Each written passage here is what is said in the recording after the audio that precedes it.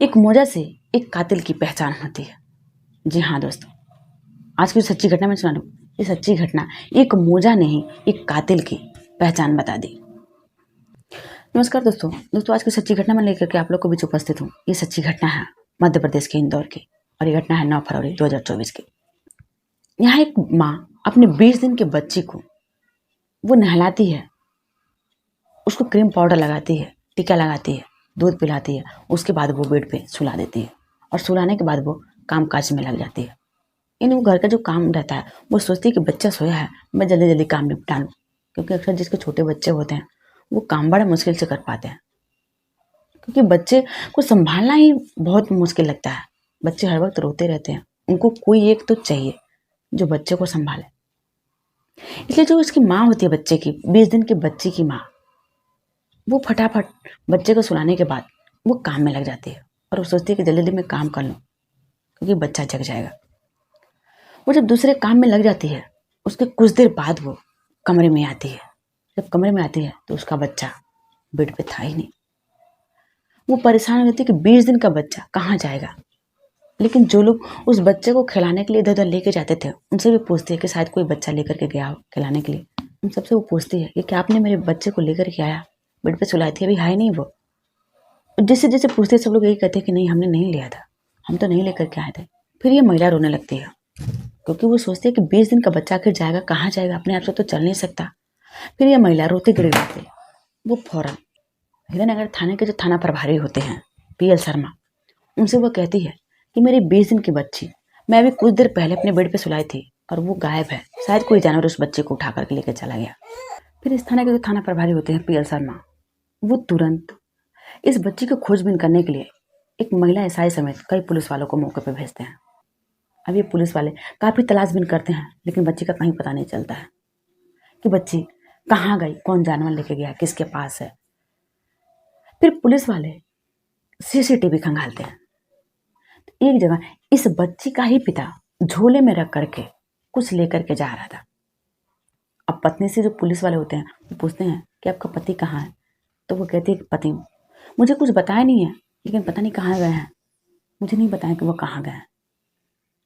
अब पुलिस जब उसको जूम करके देखती है उस वीडियो को, तो उस झोले में से साल का कुछ हिस्सा लटका हुआ था और ये वही साल था जिस वक्त उस बच्ची की माँ ने उस बच्ची को लपेट करके बेड पे सुलाया था। उसी साल में वो लपेटी थी उसकी माँ। वो जब देखती है उसकी माँ तो ये कहती है कि हमने तो इसी साल में लपेट करके बच्ची को सुलाया था और ये साल कहाँ लेकर के जा रहे हैं। फिर फौरन पुलिस ये पता करती है कि वो किधर गया है, कहाँ पे गया है इसका पति, जिसका नाम होता है रोहित यादव। फिर पुलिस पूछते पूछते रोहित यादव तक पहुंचती है, यानी इस बच्ची के पिता तक। और जो पिता होता है वो उधर से लौट करके आ रहा होता है। अब उससे पुलिस पूछती है कि तुम्हारे साथ जो झोला था वो झोला कहाँ है। वो एकाएक चौंक हो जाता है कि इस जगह पे पुलिस आई और उस झोले की बात कर रही है। वो चौंक जाता है। फिर पुलिस तुरंत उससे पूछती है कि तुमने झोला कहाँ रखा, उसमें बच्ची तुम्हारी थी, वो कहाँ है। वो कुछ नहीं बताता है, लेकिन तुरंत उसकी पिटाई करते हैं सब और पूछते हैं सबको बताओ झोला कहाँ है। फिर वो बताता है, दरअसल वो बताता है कि एक हाईवे होता है और हाईवे पर ही वो जाता है और वो झोले सहित वो बच्ची को फेंक देता है हाईवे के नीचे। वो जगह भी बताता है, फौरन पुलिस उस जगह पर जाती है, लेकिन जो बच्ची होती है वो बच्ची जिंदा होती है, यानी 20 दिन की बच्ची, और हाईवे से नीचे फेंका गया था उसको, उसका ही पिता फेंके, लेकिन वो जिंदा रहती। पुलिस तुरंत उस बच्चे को हॉस्पिटल में भर्ती कराती है, लेकिन वो बच्ची सही सलामत रहती है। पुलिस जानने की कोशिश करती है कि आखिर उस बच्ची का पिता ही अपनी ही बेटी का हत्या क्यों करेगा, अपनी ही बेटी को क्यों मारना चाहेगा। पुलिस उसे पूछने लगती है आखिर तुमने ऐसा क्यों किया। पुलिस के मुताबिक ये आदमी एक कंप्यूटर ऑपरेटर था और इसकी पहले से यानी 2 साल की एक बेटी थी। इसका नाम रोहित यादव था, इसकी उम्र 30 साल के आसपास थी। ये पहले से ही एक बच्ची का पिता था और ये चाहता था कि दूसरी बार इसको लड़का पैदा हो, और जब लड़की पैदा होती है तो ये गुस्सा आता है क्योंकि उसको दूसरी बार भी लड़की पैदा हो गई और वो लड़का चाहता था। वो लड़के के ख्वाहिश में ही अपनी 20 दिन की बेटी को वो ले जा करके फेंक देता है। पुलिस जब मौके पर जाती है तो बच्ची जिंदा मिलती है, लेकिन नसीब सही था उस बच्ची का कि उस बच्ची को किसी जानवर ने नहीं नोचा था, क्योंकि 20 दिन की बच्ची थी और एक हाईवे से नीचे फेंकी गई थी। और हाईवे के किनारे अक्सर झाड़ियां होती हैं, कोई भी जानवर 20 दिन के बच्चों को नोच लेगा, यहाँ तक कि कुत्ते पाएंगे वो भी नोच डालेंगे। इसलिए उस बच्ची का नसीब कहिए या फिर कुदरत का करिश्मा नोच देगा, यहाँ तक कि कुत्ता भी नोच देगा।